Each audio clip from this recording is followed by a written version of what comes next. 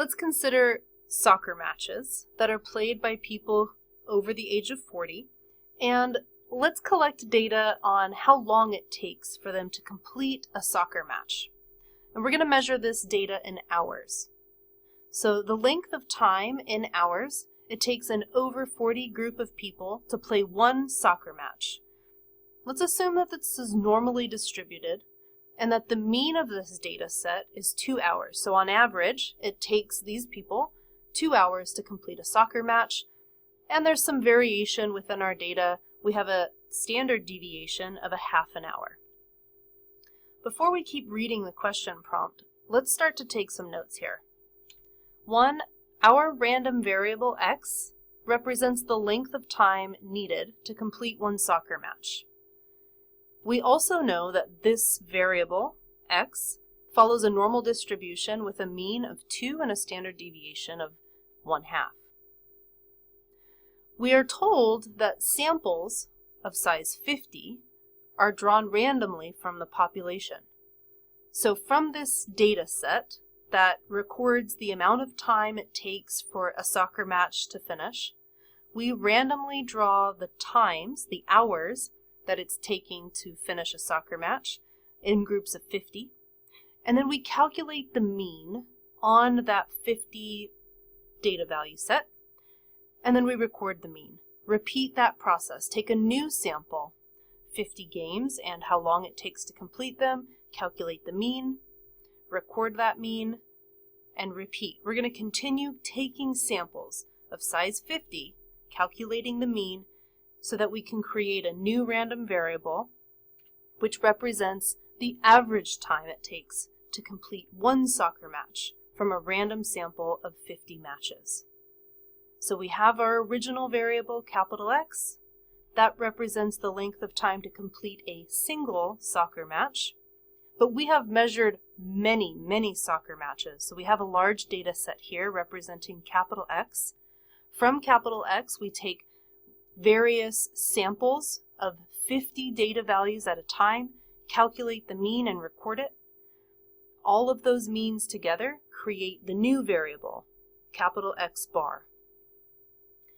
That new variable is allowing us to answer the question, what is the probability that a sample mean is between 1.8 hours and 2.38 hours? Notice that if we'd never talked about capital X bar, we wouldn't be able to answer this question.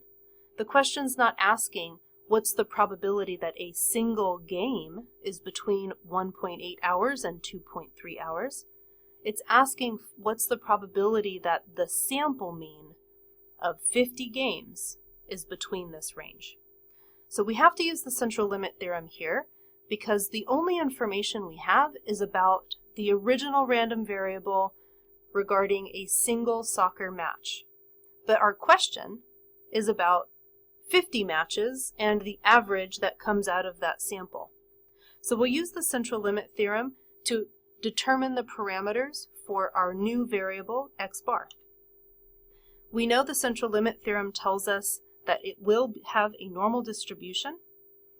The mean is going to be identical to the original variable, capital X, and that the standard deviation can be calculated using the original standard deviation and then dividing it by the square root of our sample size. In this case, we're taking samples of 50 games at a time, so our sample size is 50. So we have the distribution that we need to be able to answer questions like, what's the probability that the sample mean is between 1.8 and 2.3 hours? So let's do it. I'll draw a normal distribution curve, and because we're asking the question about the probability that a sample mean, x bar, is between 1.8 and 2.3, I'm going to annotate my drawing with the sample mean, the mean of the capital X bar, and the two values that we're considering in our probability. So we put 2 at the center, and then we shade the area under the curve between the values 1.8 and 2.3. That's the area that we're looking for to represent the probability that we're trying to determine. So again, using the central limit theorem, we created a brand new variable with a normal distribution. we were able to determine the parameters, the mean and the standard deviation for this new variable. And then this boils down to a simple normal distribution problem where we're looking for area under the curve. We could use a table, calculus, or we can use our calculators to find this area. That's what I'm going to do here. The area under the curve between the values 1.8 and 2.3 is about 38%. So there's a 38% chance that when we take a sample of 50 soccer matches and we calculate the average from those 50 soccer matches, that the mean that we calculate is between 1.8 and 2.3.